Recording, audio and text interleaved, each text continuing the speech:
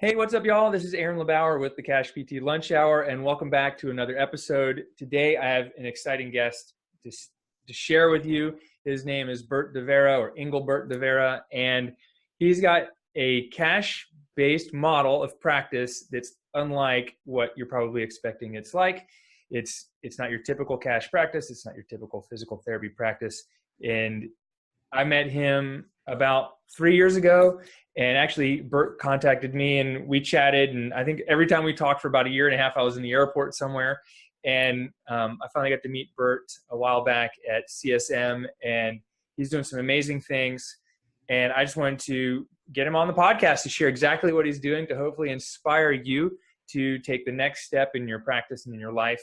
So Bert, welcome to the CashPT Lunch Hour. Thanks for joining us today. Thank you for having me, Aaron. Thanks.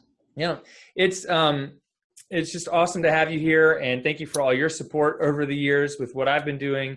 And having other people like you in this world is just always a pleasure and help for everybody. You're welcome. So tell us a little bit about where do you live, who you are, and just tell me what your practice is called, and we'll go from there. Sure. Thanks. My name is Bert De Vera. Full name is Bert De Vera, but I just go by Bert. I'm originally from the Philippines, and I came here in the United States fourth quarter of 1997. So I was recruited as a traveling PT, and the company that got me was based in Clearwater, Florida. And, I came here with only $500 in my pocket, new to the United States, not knowing the, American way of life. So I had to learn all of that.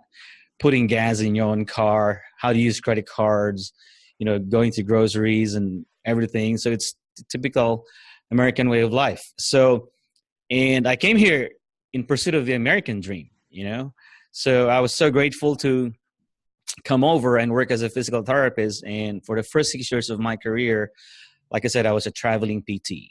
And so that's what got me here. And then eventually I got my wife here in 99, and then we have two kids. They were both born here in the United States. And after the fourth quarter of 97, I got my license in 98. So I've been a physical therapist since 1998. This is my 20th year as a PT. Wow, that's awesome. And you live in Texas now, right? Yes, I'm now based in Texas, and specifically Corpus Christi, Texas.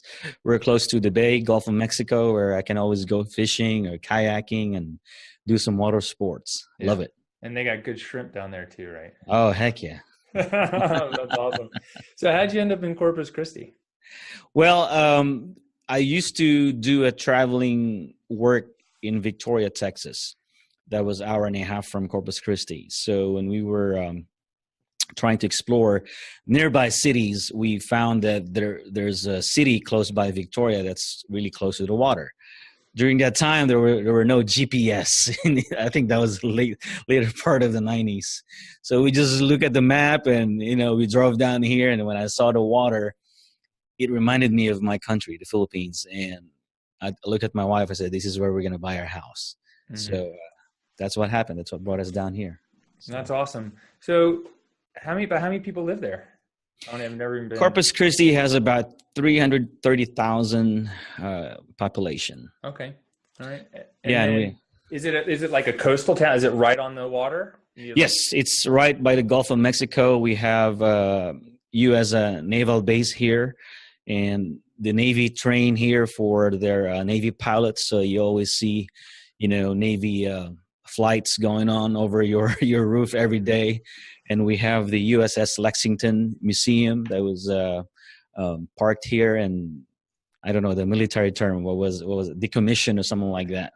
Yeah. So people come here and visit that.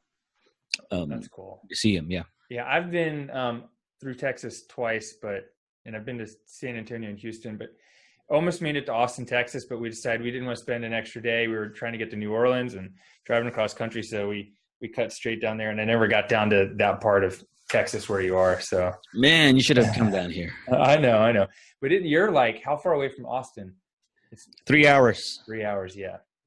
So Texas is huge, and there's not a lot of anything in the middle of it and land for like $1 an acre or something like that, right? I wish, man. It's getting more expensive. Yeah. You know, people from Silicon Valley have been moving to Texas, and it drove the prices up. Oh yeah. So it's Yep. been probably, was it been 15, 20 years since I drove through, and I remember seeing these signs that was just like, stop here, get like pennies an acre or something like that, $1 an acre. Maybe I was dreaming, but I'm pretty sure I was in Texas. Hey, Bert, tell us a little bit about your practice, because when we met and we talked first, I remember you telling me like you don't deal with insurance at all, No. but you don't have a cash practice like I do. So Mhm. tell us a little bit about like what's the name of your practice or business, and tell us a little bit overview about how you're serving patients and what you're doing. Sure. Yeah. Sure. Thanks. Just a little bit of history, how I got into this business. Like I said, I was a traveling PT for the first 6 years of my career. From 98 to mid '03, I was working for the corporate world. And in mid 2003, I had this itch of going on my own and starting my own business. And originally, I'm like most therapists, I was looking into doing a private practice, brick and mortar clinic setting where I wanted to build Medicare insurance. The problem with that model was, at least for me, I look at it as a problem, was, it's a headache for me to deal with Medicare insurance. And based on my style, I just don't want to deal with that. All right. So, because not everybody have the same style, different physical therapists have different styles. If you want to deal with Medicare insurance and you're successful with that, hey, hats off to you. But I'm just saying it's not me. Okay. So I didn't want the idea of having to pay a leasing rent, or a lease payment every month, paying leased equipments, or having staff in my clinic and then not knowing if I have the money to pay them. So I research and look at the possibility of having a practice without having to pay a lot of overhead. And so I discovered that there's a way to do that, and that's what I've been doing since 2003. So my practice is based in the home care setting. I contract with different home health agencies where I provide physical therapy, occupational therapy, and even speech language pathology services. Now, obviously, I'm not an OT and I'm not an SLP. So I take care of the PT, and I hire PRN PTs and PTAs. I hire PRN OT, OTAs, and I hire, speech language pathologists. So whenever a home care agency needs the rehab part of their business, to get covered, for example, a total knee or a stroke, they call my company to take care of the rehab aspect. And so I send my crew, and then I build the agency. Okay. So, and then I create passive income by letting somebody see the patients for me or under my company, and I don't have to do the work.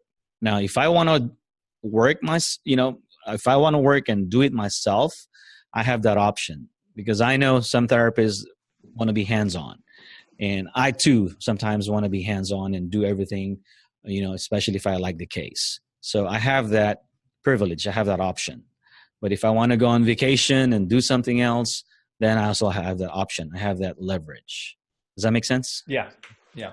So basically what you are doing, let me just recap it, is that you've got a business that subcontracts other physical therapists, and your business is subcontracted by the home care agencies when they have a need or space, or they don't have enough therapists to cover the patient load themselves.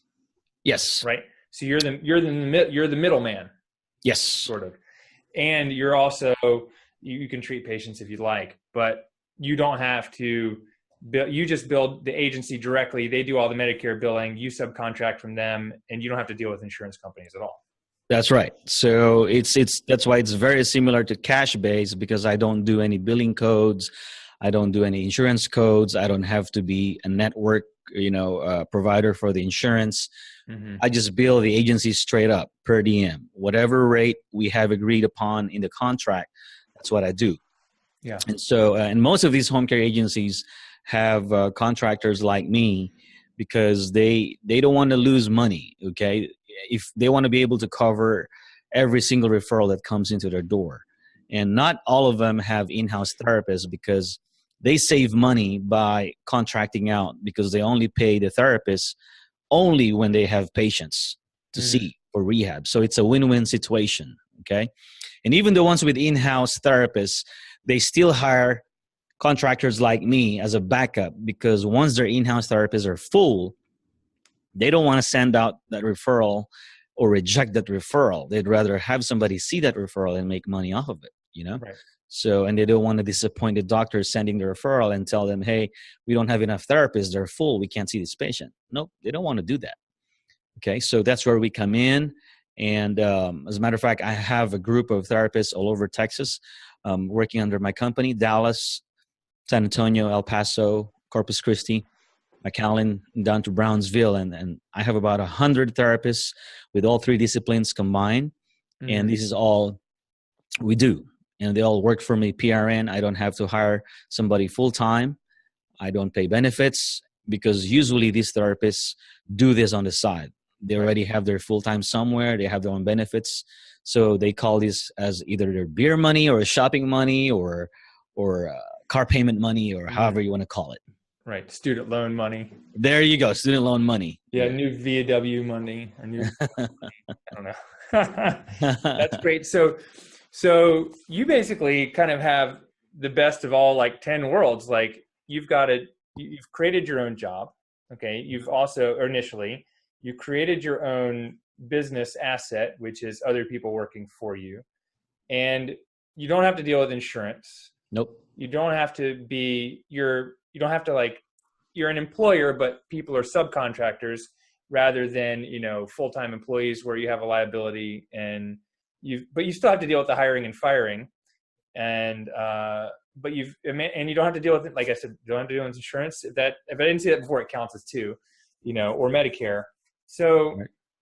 That's pretty awesome. So tell me, brings up a couple of questions. So do your therapists have to be credentialed with Medicare independently or private insurance, or just because they're subcontracting, is it the home care agency that takes care of all that? I mean, how does that work?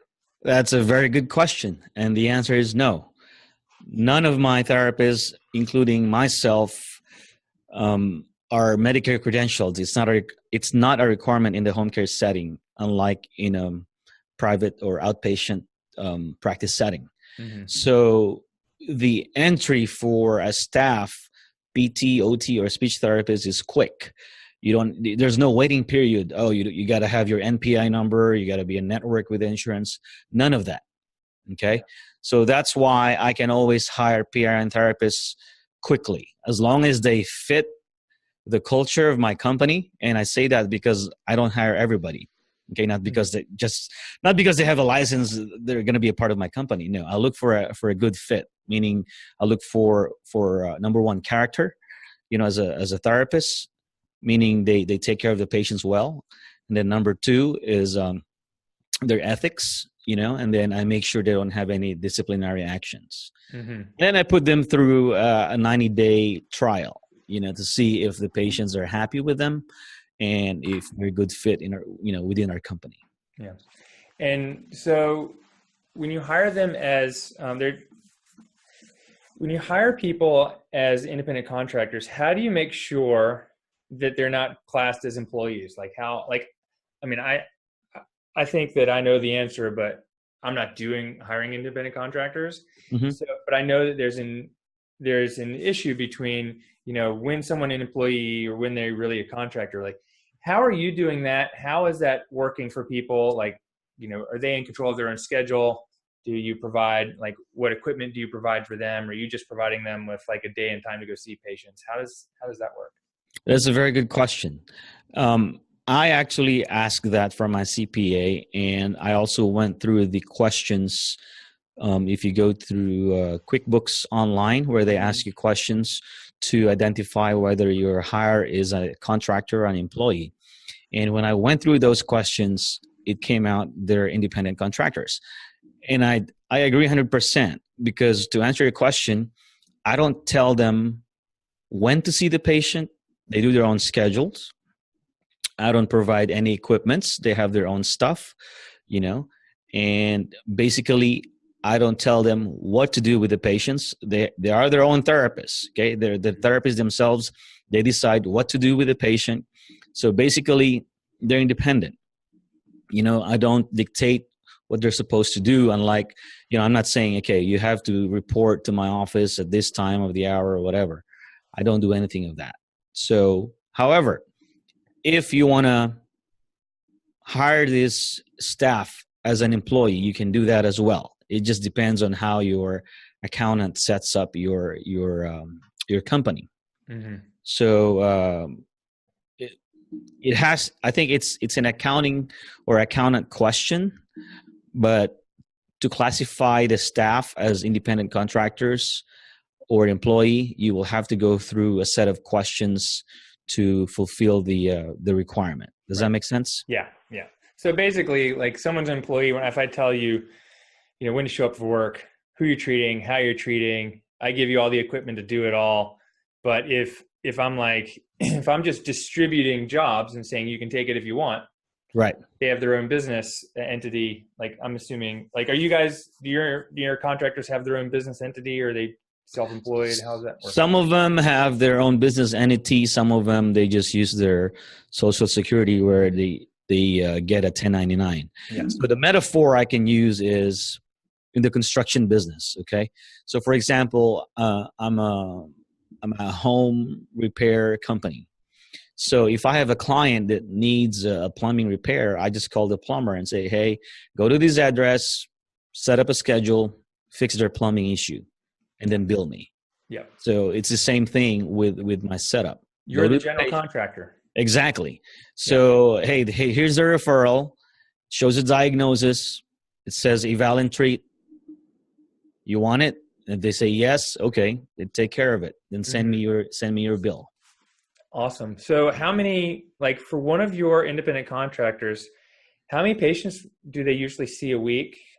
And then how much can they earn as a PT? I mean, because I know some people, I don't know about you, but like I know some people are like way too comfortable working in like home care agencies to get out and start their own business, and it can be decently lucrative. I mean, is like if I was going to come work for you, is there like a range of salary that I would make, and how does that look? And and I'm thinking of this from not just an employee's perspective, but as a business owner's perspective, is how much am I going to have to pay out to people? And then the follow-up question is like, what's the margin look like, and how are we going to maximize that? But I'll ask that question in a minute. Sure. That's a very good question, because if you want to get into this business as a business owner, here's how you're going to make money. Okay.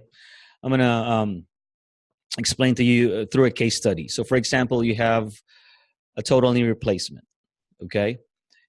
If you're the business owner, you do the PT eval and then you do the re-eval. Okay. So I did this eval on a Friday. This is a case study I did myself. I did the eval on a Friday. The frequency I had was 1 time a week for the first week and then 3 times a week for the next 4 weeks. So that's 13 visits total, right? So 1 week 1, 3 week 4 is the lingo we use in home care. So I did the first visit, and the going rate within the city, for example, is $75. Well, it's in that range, $75. And then I did the eval and the discharge, so I have 2 visits. So that's 75 and 75, that's 150. Follow me so far? Mm-hmm. Now, out of 13 visits, if I did the 2 evals, how many visits are left in between? 11, right? So the 11 visits I give to the PTA. I delegate that to the PTA. Now I pay the PTA anywhere from $40 to $45. Okay. And that's decent because they probably get paid anywhere from 25 to 30 at a nursing home or hospital. Mm-hmm. That's about $15 more from what they're making. Okay. So at $45 per PTA visit, the profit margin is at $30 because my company still charges $75 flat rate per visit. So $75 minus $45 I pay the PTA, I make a profit of $30 per PTA visit. Correct? Yep. So now the PTA did the 11 visits. So 11 visits times $30, that's $330 passive income. And all I did was do the eval and the discharge. Okay. So total revenue for one total knee case in this case is 150 plus the 330 passive income. So I made $480 in this one referral, and all I did was eval and discharge. Now here's what's good about this. Should I decide to delegate the eval and the discharge to another PT because I want to go on vacation, right, I still keep the $330. I may pay out the $75 to the PT for the eval and the discharge because that's the going rate. I may not make money on that. I may break even on that, but I still keep the $330 that I make off of the PTA. Right. Okay. So the PTA is happy because I gave the PTA a job, because sometimes they send them home early from the nursing home. You ever heard of, hey, our census is low, you got to go home, or you got to use your paid time off? Right. That sucks, right? So now here I am. They call me, hey, Bert, you got any work for me? Yeah, right. I got work for you. So it's a win-win situation. I'm providing solution for their low census or their shopping money or student loan money. Same with the PT, who's also being sent home or low on budget or low on money, paying student loans. Hey, Bert, I can do eval and discharge, every now and then. Give me some. They're happy. I'm happy. Everybody's happy. Right. That's awesome. And then the way you make money on that is just by scaling that up. By exactly. Getting more contracts, getting more people to work for you. Right. And it's very scalable because in this model, I can hire as many PRN therapists as I want. That's why I have about 100 therapists combined, PT, OT, and SLP. And there's no cost for hiring any PRN therapists. So you can build your team however, you want it to grow big. Yeah. Are you doing, there's a little cost. There's like probably like a onboarding cost and maybe a background check, but it's small compared to having to pay out $4,000 every 2 weeks. You're correct on that part. Your cost is probably to do a background check, which in Texas doesn't cost that much. I only pay like less than $3 to go into Department of Public Safety website to do it. What other costs are there in onboarding someone? Like there's like an orientation, maybe like is there like computer software that they have to log into? You have to get users for. It sounds like it's small, but I'm just thinking like usually the software is provided by the home care agency, so there's no cost on my part. Okay. So and it's pretty much straight. As PTs, most evals are very self-explanatory. We know the pattern. You look at it and okay, this is where my subjective goes or objective.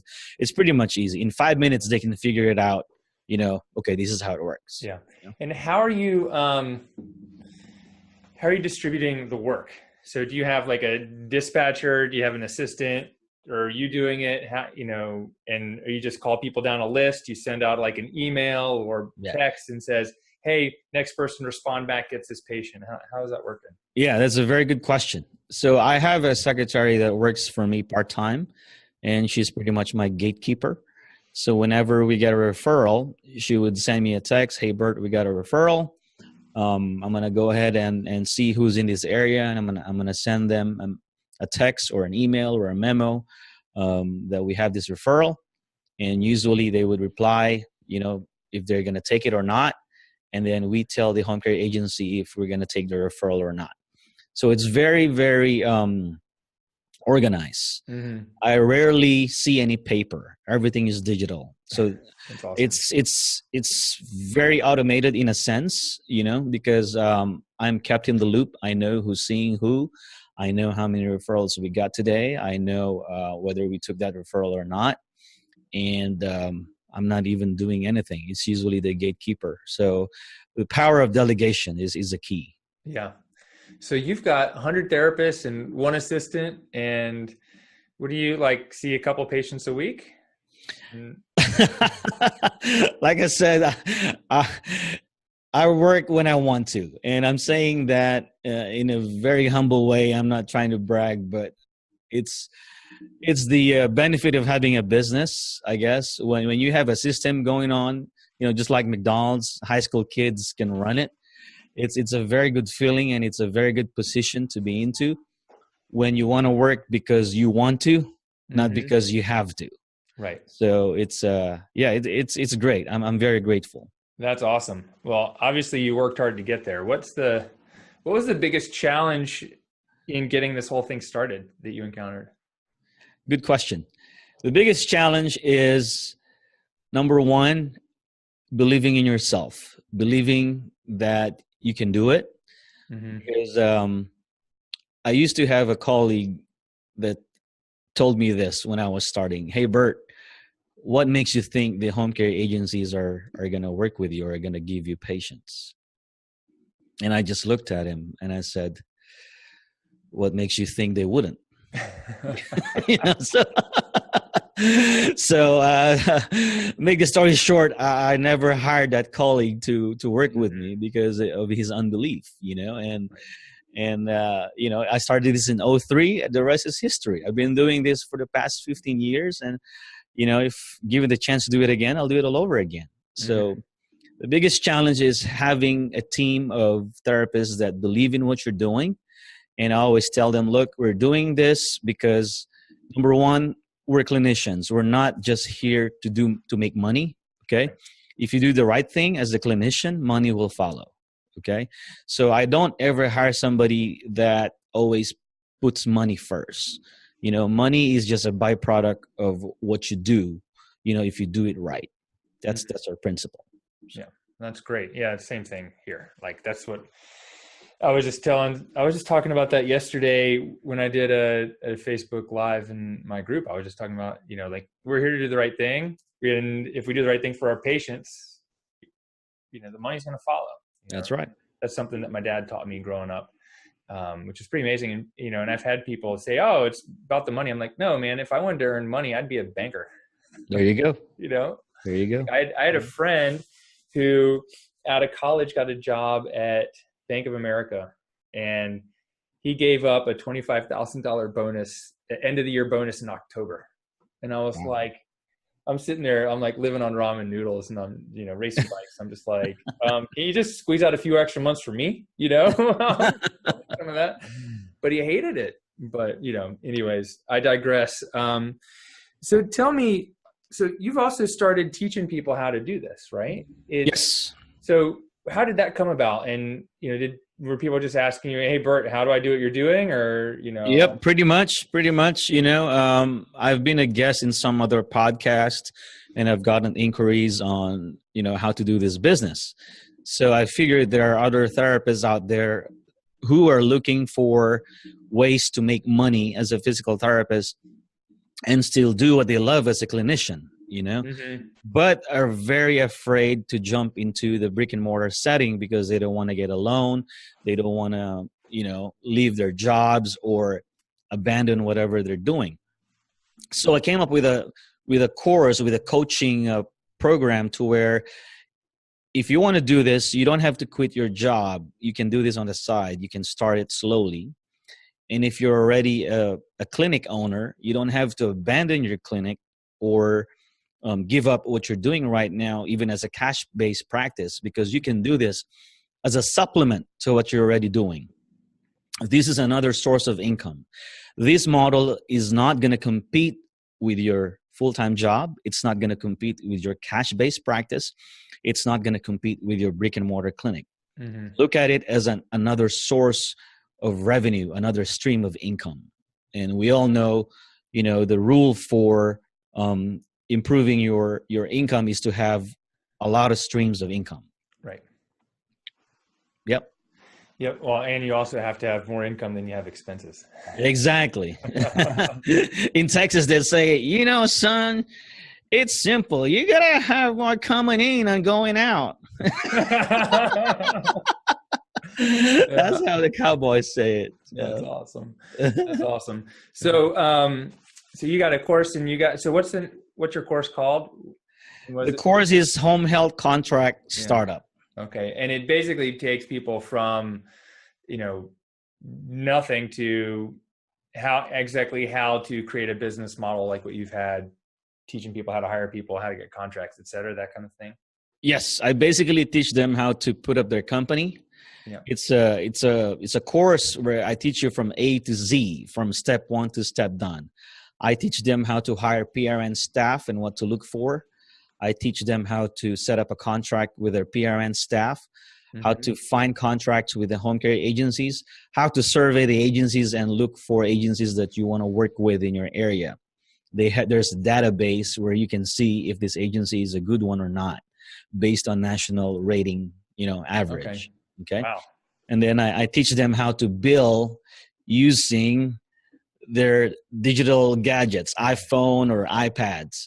I teach them how to make sure they get paid, because the problem with any business, whether physical therapy or not, is cash flow. If you don't get paid, then you don't have a business, right? Right. So I teach them how to make sure that they're getting paid, because you got to have money to pay your staff. You got to have money to survive as a business. So if I can just say one thing to PT entrepreneurs or any rehab professional out there who wants to start a business, you got to make money if you want to get into a business. There's nothing wrong with making an honest buck. Okay. If you can't make money, then you don't have a business. You have a hobby. Okay. And if you want to give value to your patients, if you want to help your patients to really improve their quality of life, you got to stay in business. If you can't stay in business because you're afraid to make money, you think it's wrong to make money, you're embarrassed to make money, then your accomplishment for being a clinician will turn into a disappointment, because now you're going to close your business and therefore your patients cannot see you. Therefore, your patients cannot get the benefit from you of being a clinician. So you got to make money. Okay. Warren Buffett said, there's only 2 rules in going to business. Rule number 1 is don't lose money. Rule number 2 is don't forget rule number 1. That's awesome. Amen. No, I could totally agree with that. And exactly everything you're saying. And you put it really well, because a lot of people are afraid to, in my practice model, charge what they're worth, and they're charging what, patients are paying, copays. And I'm like, but you're not going to survive as a business charging $75 an hour, or $15 for 15 minutes of dry needling at the gym. I mean, and I'm like, we need to get you up, because not just to make more money, but to give you the life you want and be able to take care of your patients, because you can't keep the doors open. You can't feed your family. You can't treat your patients. That's right. So that's awesome, Bert. Well, tell us, like, where can someone find out more about you? And then, what's your website? Do you have a podcast? Where do we find you on Facebook, Instagram, anything like that? Yeah. My website is bertpt.com. That's B as in boy, E-R-T as in tango, PT as in physical therapy.com. And if you want to message me, you can go to bertpt.me. That's bertpt.me.me. And at the end of this podcast with Aaron is going to give you a link to where you can see a free video that I'm giving out to Aaron's audience. And you can see how everything works. I'm going to show you what happens from eval to discharge, what happens in between. I'm going to show you the numbers. And then from there, you can, ask me any questions after you watch that free video. Awesome. Yeah, we'll just make that link, LeBauerConsulting.com/Bert, B-E-R-T. So if you want to get that free video and training from Bert, go to LeBauerConsulting.com/BERT, and it'll be right there for you. Awesome. Thank you, Bert, for sharing everything today and being an open book and being an abundant entrepreneur. And I mean, obviously you've done a lot of amazing things in your business and building a incredible system that works for you instead of you working for it, even though if you want to work for it, you can. Is there one last thing that if someone wants to get into this business model that they absolutely need to know or make sure that they do first? If you want to get into this model, ask yourself first, why are you doing what you're doing right now? If you're an employee, why are you staying as an employee? Is that what you want to do for the rest of your life until you retire?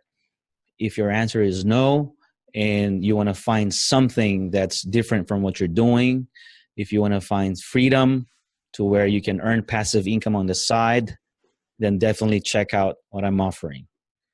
Awesome. Awesome. Well, thank you so much. I appreciate it. And I look forward to seeing you in person at the next event. Oh, we'll be at SSPT Live together. SSPT, bro. Yeah. So if you guys are listening to this after Memorial Day weekend, SSPT Live is over for the year. If it's before, you will catch up with us, and you can find out more information about that online, LeBauerConsulting.com/SSPT Live. But in the meantime, Bert, I really appreciate you being here, spending the time with us today, taking the time out of your busy schedule to share like all the secrets that you've learned about growing this business model. So for the CashPT Lunch Hour, my name is Aaron LeBauer, and we'll see you next time. Thanks so much. Thanks, Aaron. Thanks for having me. Yep.